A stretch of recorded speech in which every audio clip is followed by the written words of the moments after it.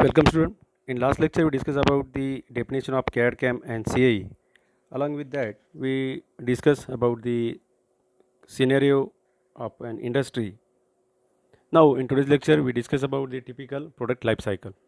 In a diagram you can see a typical product life cycle, and from the diagram it get clear that life cycle of a product mainly get divided into two groups, that is the design process and the manufacturing process.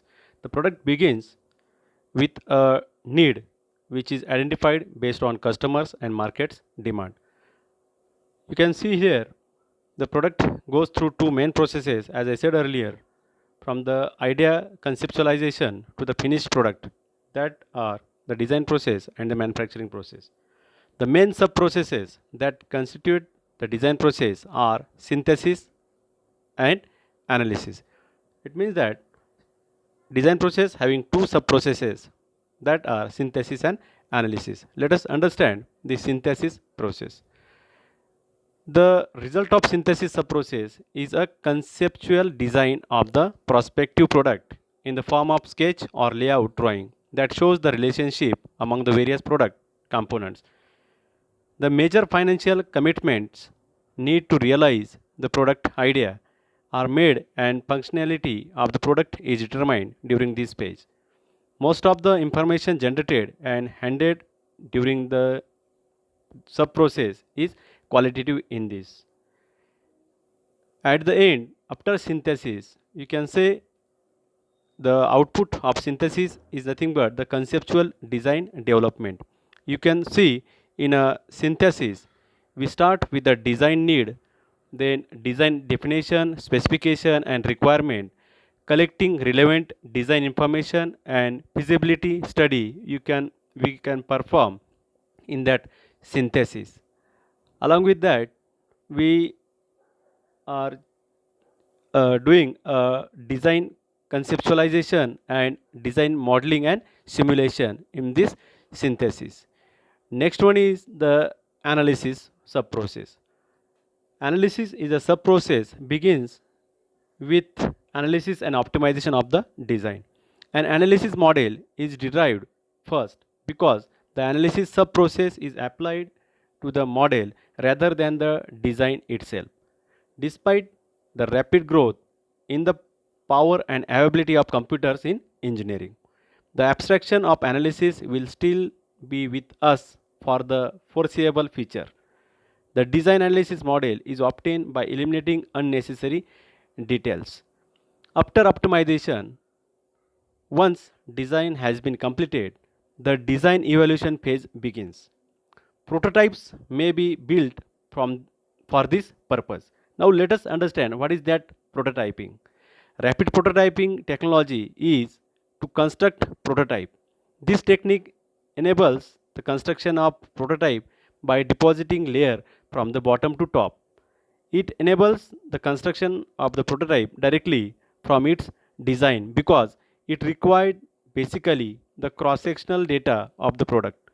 Design evaluation on the prototype indicates that the design is unsatisfactory. Then process described is repeated with a new design. So this is the usefulness of prototyping. Outcome of design evaluation is satisfactory, then it goes for design documentation, or the design documentations are get prepared if the outcome of design evaluation is satisfactory. That documentation include drawing, report, bill of material, etc. Conventionally, blueprints made by drawing and passed on to the manufacturing.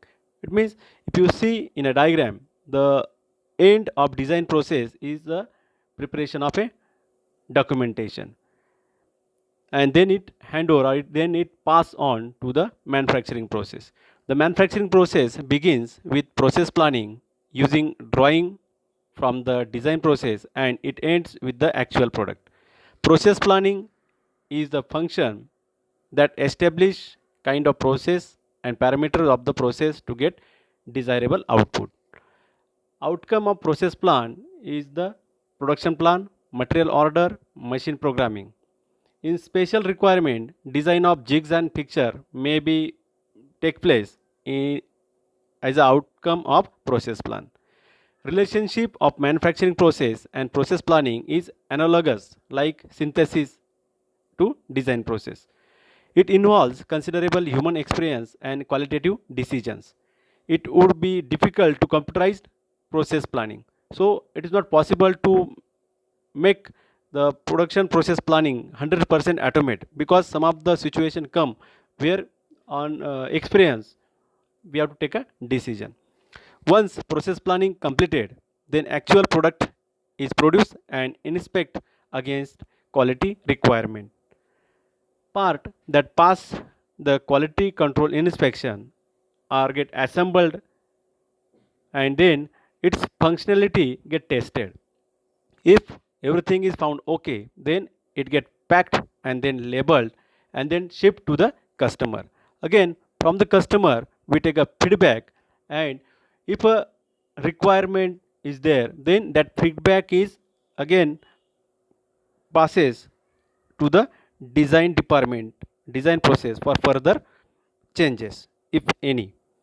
This is all about the closed loop, or because of this feedback, a closed loop is take place in the product life cycle. This is all about the typical product life cycle.